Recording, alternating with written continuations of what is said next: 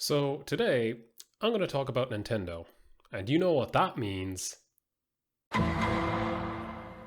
So, Nintendo have recently pressed charges against the creators of the Yuzu emulator. For anyone unaware, this is the emulator to emulate the Switch, which is a very Nintendo move because they hate fun. And it turns out that this is paid off because Yuzu has been shut down. I believe they're paying out about $2.4 million, and apparently the Citra emulator is being shut down too. So emulating 3DS games is about to become more difficult because, their 3DS sales are really off the charts lately.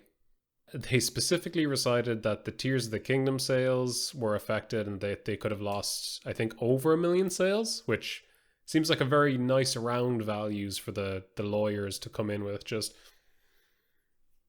yeah, I reckon we lost 1 million. And while I can understand them protecting their latest product from a sales point of view, it's Nintendo. They don't stop at just like the most up-to-date stuff. They feel like they have to control everything. They have some of the best games ever made, some of the most widely recognized games, and they will only accept when they can drip feed the games back to you, not when, you emulate the games yourself, or when people are just trying to make those older games accessible to more people. And that's what really sucks about Nintendo, is they have this real anti-consumer, anti-game preservation point of view that just really does not help anyone in any way. I find it's especially sad in the case of the Citra emulator, considering that the 3DS, which is a very awkward system to emulate because of the touchscreen and all that stuff. But there's so many good games on that console, but Nintendo are like, oh no, champ, not unless we tell you to.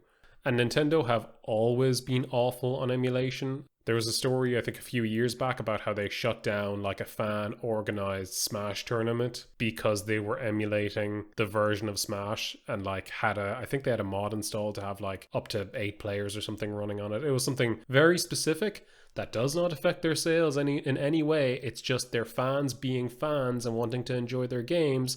But nope, they had to come in and shut it down just because it ran on emulators and they didn't say so.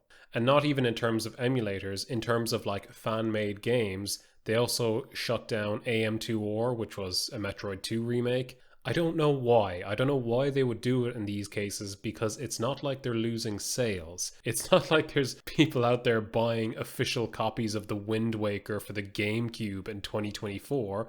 No, of course not. People are going to emulate it because it's the best way to do it. And with something like Wind Waker, I'd love to play it on my Switch. If they would port it, but they won't.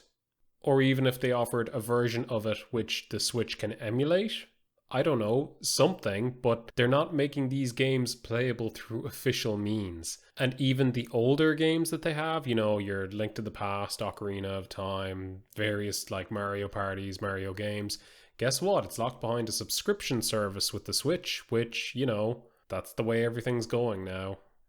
And it sucks. Nintendo as a whole just have this real, we own this and we have to control it mindset that they've had for years, and it's one of the most damaging things to the games industry. There was a lot of controversy when they had the SNES and NES Classic, the mini consoles, because they literally forced scarcity of it. They created an artificial scarcity for the Mario 3D All-Stars collection because it was available physical for a while and digital for a while, and then they just discontinued it.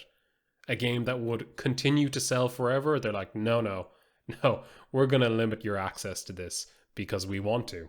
And even with YouTube stuff, they're super overprotective, even going to the point of claiming footage of Breath of the Wild multiplayer mods that was made by Point Crow. They claim that, no questions, no going back in it, nothing. All this work, and it's just, yeah, we're gonna claim your videos for that. That's our money. And the reason that they can keep this stuff up is because they can afford to do it. With Zelda, Animal Crossing, Mario, Pokemon, the 4 nations of Nintendo that sell well every single time and generate so much revenue every single time.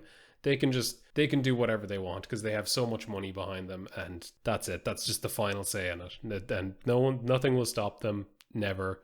They're just going to keep being crappy like this. Now, I don't expect them to port everything to PC or to PlayStation or Xbox or anything like that, but Their mindset of how they feel the need to control all of their IPs and their platforms is an approach that only helps them as a company. You know, it doesn't help modders to have fun creating mods and to lengthen the lifespan of a game. It doesn't help the players who have to be drip fed the games, who have to buy them through a subscription service, or who have to go and buy the old consoles that only put it out in a 4:3 aspect ratio, so not necessarily the ideal way to play it. It doesn't help the games themselves because they're not going to be preserved correctly for future generations to enjoy. Nintendo are just going to, remake and re-release them in a variety of ways, or have you pay a subscription service to get access to them.